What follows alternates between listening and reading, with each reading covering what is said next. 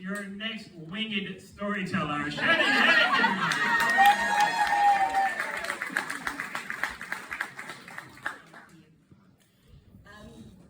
I was 17 years old, planning my graduation from high school. I already knew I was headed to the University of Alabama in Tuscaloosa, first big school any of our family had gone to. And so I sat my mom down. I had to because I'm the baby of the family, and she kind of put me on a really high pedestal. And that's an uncomfortable place to be if you're the baby of three. I sat her down and I said, Mom, I love you, but I'm never coming back. I intended this to be where I set my wings and I fly away. I didn't plan that, but that worked. So I go to the University of Alabama, and 6 years later, I had a master's, and I ended up moving back in with my mother in Birmingham. The reason that happened is I graduated, and I had many wonderful opportunities fail for me. I applied for library jobs all over the United States. I even, yes I did, apply as a traveling librarian in Newfoundland. Didn't hear back from them. It was very upsetting. I didn't apply anywhere in Alabama. I wanted gone. And so I was at my mother's, and I got an interview. They did like phone interviews if you were far away. They do those now, except via Zoom, I guess. I had this really great opportunity at the Boston Public Library. They were creating a new department in the basement of their historic named building, and it was to serve people with differences, amongst them hearing impaired and sight impaired, and they wanted this librarian to run the entire thing.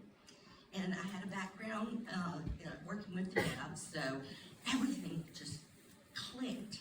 And Boston. So I had a really, really great first interview. They wanted to fly me up there, and I was so excited. Didn't really think about the planning of it. It ended up being on the same couple of days as St. Patrick's Day in Boston. Chaos is all I can say. Chaos. But I had a really, really great on-site interview, and this really dynamic little dynamite of a person who interviewed me. She was so excited about this, and all but said, "You're gonna get this." And she said, "Let's go out to dinner and have drinks and celebrate." And so, of course, they pick me up in a cab, and we go out to dinner to this swanky place, and I'm thinking all the time going, am I gonna have to pay for this? Is this like, is she gonna pay for it? And, okay, all of that's just ringing through my head. And she's just so effervescent, so expressive, and I just fell in love with her. Well, she ended up dragging me to 3 bars and proceeded to get increasingly drunk. And I was a teetotaler. I'd done all that in college. I gave that up. And I was terrified. I didn't really know where I was. I was with this person who was getting drunker and drunker. And it was St. Patty's Day in Boston. So we end up in a dive bar, a piano bar, that she'd obviously been to, because they weren't bothered at all when she climbed up on the piano to sing. And I'm like, I gotta put my foot down. This is the last bar we're going to. That's it. I'm gonna go to my hotel. So we get in the cab, and she says, "Well, do you want to come to my place and get a nightcap?"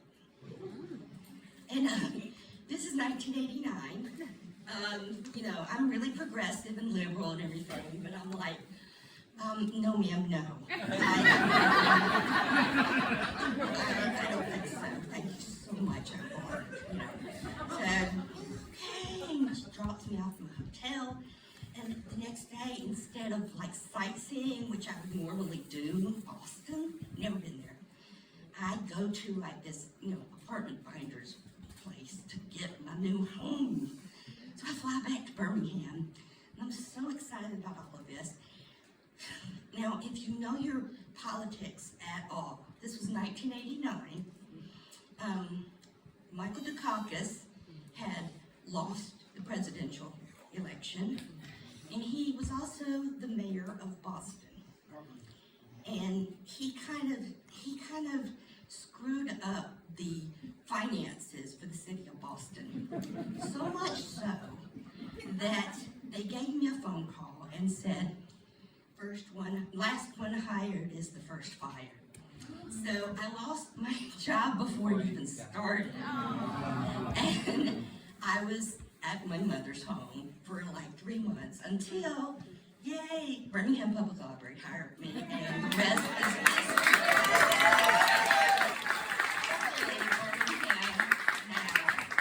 I will stay here and fight tooth and nail for this city. Anyway, that's me adulting.